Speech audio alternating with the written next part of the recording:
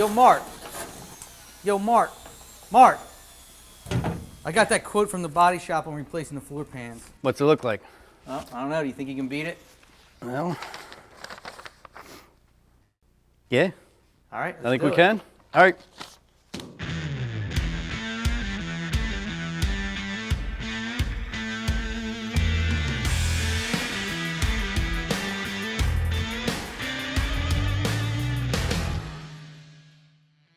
Behind us, you see the 1966 Chevy Corvair that we dug out of the weeds and brought back here to Eastwood. I saw you guys already stripping paint off of it. Yeah. Some new tool I never saw before. In fact, that's the new surface conditioning tool. You've seen us use in prototype. So it'll use abrasive bands on there, and it can also use the Scotch-Brite type wheels, which gives that brushed metal finish that you see behind it there. Already, people are getting to see products that are in development, totally behind the scenes before they're even going to hit the market. Yeah. Yeah, and there's going to be more coming along with the series here. Here at Eastwood, we're showing you behind the scenes how products are developed, how the steps of the restoration go, so you'll be able to do them yourself. And there'll be more products coming along. We're going to show you a couple more tools that'll come through here. And I'm sure nobody else in the industry is doing this. Not in our market. So the body shop quote was $22.80. Mark's quote was actually $21.70, $110 less than the body shop. Nice. And I didn't just end up with floor pans. We got that done. I got 175 amp MIG welder set up out of that. Bead roller, new forming dies, bunch of hand tools in it, stuff that we're going to use going forward in this project that you'll have for life. Just look at everything you get when you invest in yourself. A welder and cart, bead roller, forming dies, shrinker and stretcher, brake, sander, panel beater bag, plus tons of other tools like hammers and dollies, clamps, grinders, and all the paint you're going to need. Which means the next repair, like if it's skinning a door or fixing a dent, is practically going to be free because we're not buying anything. Even if we go over budget, we're not going to though, right? But No. even if we do go over budget, I mean, even if it's by a few $100, but we're not going to. Yeah. But even if we would, for a couple $100, you've got $2,500 worth of tools.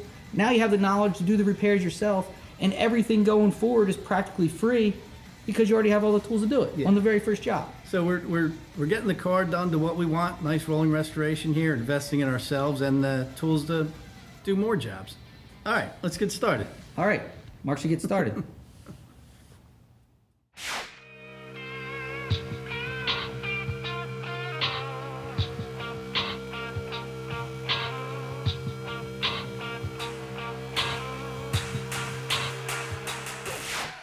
All right, well, Randy, you can see what we got here. Obviously the floors, both sides here are trashed. Forward of the seat area here. So I can tell by the huge hole. yeah, plan. This is what Chevy did. See how the flange right there? So they came down, and then front floor pan came up over there. So we're gonna do the same thing. I'm gonna come up here. I'll grind off here. See where we can get the good metal, and then butt weld. Come down. Get rid of this heater box stinger, and then go ahead. I'll probably right below this radius. Then go ahead, weld in there, and attach. Here's what I'm worried about though. Check out this structural brace. Pretty much gone. This one, same thing. That's the outside of the flange right there. So that's all going in that area. This is where the gas pedal was mounted. So this had a whole lip on it just like that over there. Yeah, And it's gone entirely. And then spot welding the floor on it. Yeah, so that's going. We'll fabricate that piece. This one. Once we get this part of the floor, I'll see what this inner one is here. I have no idea. Same with. Yeah. This looks bad here. It's probably not going to get better as you go. Yeah, probably the rest of it. So we may have to add or build that new channel. I'm just worried, right now I want to get this cut out, see what we're really into underneath. Yeah. Find out how far up we're going. All right. Well, you get started.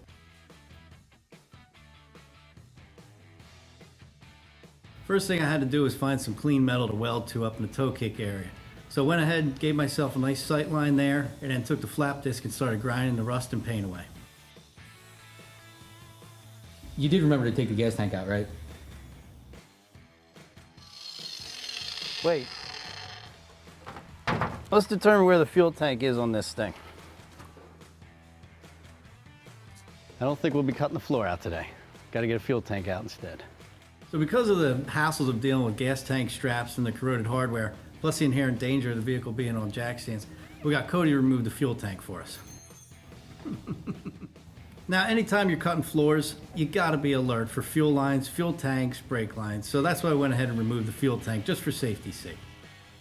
So after I took the flap disc and cleaned up an area for the weld there, and then used the cutoff tool, cut off as much of the floor as we could, getting the straight lines. But the big thing that really saved a lot of time here was our new panel separating tool, which is a hardened steel tool that goes ahead and cuts through spot welds like butter. Then when it came time, as you'll see, got into the floor brace area there. I wanted to remove those carefully because those are going to be the patterns that we're using to make new ones and duplicate. Followed that back up with the flap disc again in preparation for our rust treatment.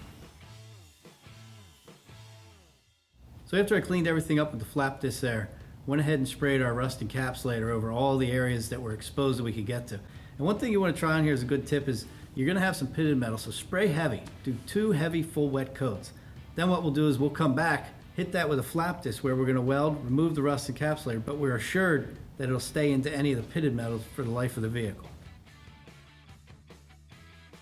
All right, what we found is typical of a unibody constructed car is we have some frame rail damage in there. So what we did was we ground down to get some clean metal, and I went ahead and made some nice straight lines on there, some marks, and cut that out. I used a manila folder to create a pattern that will become the patch piece. The marked center line is where I'll be bending the metal into a 90 degree to match the frame rail. I used a red Sharpie as die chem to make it easy to see my scribe marks when I put the pattern into position. You can see this gives me a much more accurate line. I cut this with my shears and rechecked my fitment against the pattern. With the pattern completed, I traced it onto metal. I marked the bend line in the metal, traced the pattern, and was ready to cut. I then ground the edges smooth, put it in the VersaBend brake to make my final bend.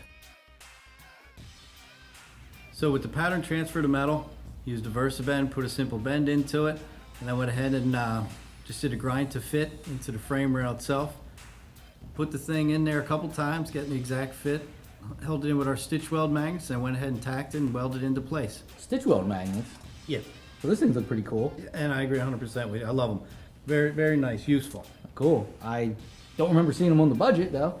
May not have Okay, been. I'll go at them. Hey, put me down for 2 boxes. All right, 2 boxes. Well, this probably took about an hour and a half. Could have did it in half the time if I didn't have to build it twice. Measured everything out, but turns out I was talking and not paying attention, bent the thing 90 degrees the wrong direction. So instead of hammer whacking it out flat and trying to do that again, just work hardening the radius and the bend there, just made a new piece. So tacked it in now with the 175. This is going to work out real good. We'll go ahead, stitch it up, blend it, and then move on to the other 2 pieces.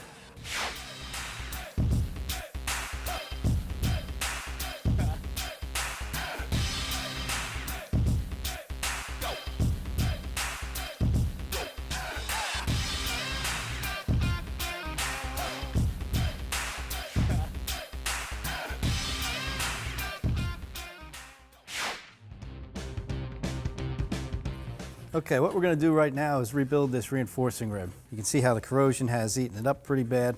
What we're going to do is show you how to lay it out on some 18 gauge, then use our new VersaBend brake, show you some of the features of that. Okay, this piece is fairly straightforward. We have horizontal flange, vertical, and then a second horizontal. Each of them about 3/4 inch in length. What I want to do is show you 2 different ways you can lay this out. Take your trusted Sharpie, a new one. It's going to give you a line about a 32nd in thickness. The second way, a little more accurate, is the same Sharpie ink. They have them in these wide art type markers. You can just run these in different areas. Use it like a die chem. And then come back, do your mark, and use your scribe to get a far more accurate line.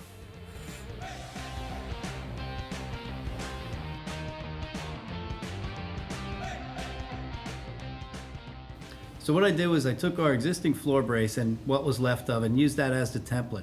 Transferred that to some 18 gauge, Quickly put in a 5/8 hole in there, used our new punch flare die. We were testing that tool out at the time, so we threw that in. I then slit the end where I eventually have to bend and fold the metal to meet the existing toe board. I then cut the entire frame piece out with electric shears. So I went over to the VersaBend brake and started forming this piece.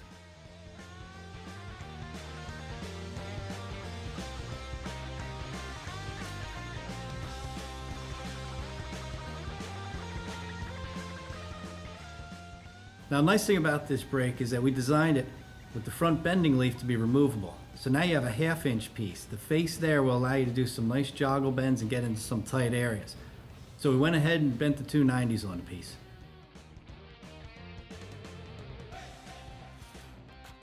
Okay, so after we came out of the VersaBend, put the 290s onto the piece, went over to the anvil dolly and closed up the final Anvil face. dolly? Was that on the budget? Probably not. I'll add it. I bet. Drilled a couple holes in there for plug welding, and then went ahead and put in a punch flange hole just for give a little bit of strength, a little bit of look. It'll never be seen again. And then came along, did a final fit into the vehicle. You can see where I formed the metal on the new brace to meet the existing toe board.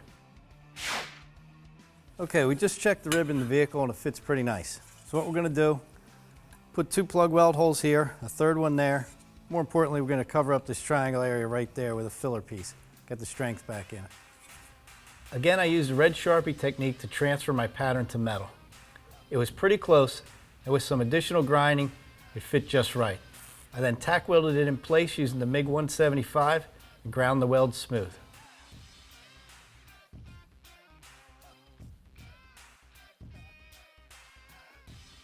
Once the brace was in the car for the final fit, I went ahead and plug welded it to the toe board.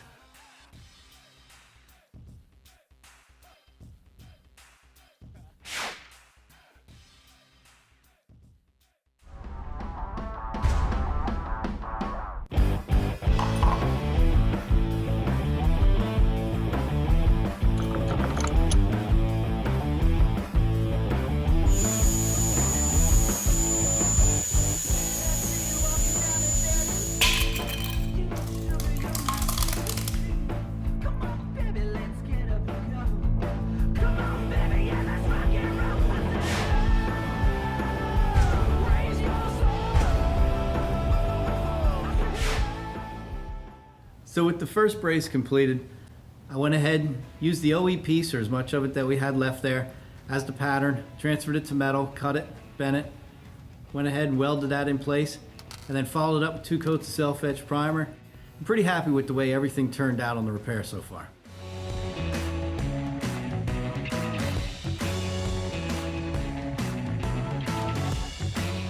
Mark's been working on the car, getting ready to put new floor pans in, and I noticed it was a little dark inside the car where he was working. So I looked up, I noticed a couple of the lights were out. So to help him, I decided to replace some of the light bulbs that had blown out. So I grabbed the ladder, started to climb it to replace the bulbs, but I'm not the tallest guy, so I still couldn't reach them. But I am a little bit crafty, and I noticed a couple Rockwood sawhorses sitting around. So I brought them over, got them into position, got the ladder setting up on top of them really secure. Then I had to grab a little step stool, get that into position so I could climb up. No. I don't know. Try to help a guy. I guess he'd rather work in the dark.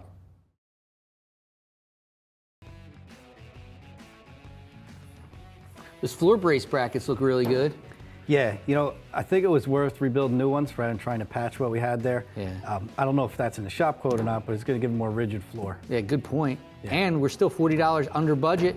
So we got money left over? Yeah, let's go celebrate. I'm in. Your treat, your treat. Next time on Repair, Restore, Revive, Mark shows how to lay out his new floor pans using a paper template system before forming them using sheet metal and a few Eastwood tools. He also gives a taste of some new products in the Eastwood pipeline. For a great deal on tools used in this episode, click the link to visit eastwood.com.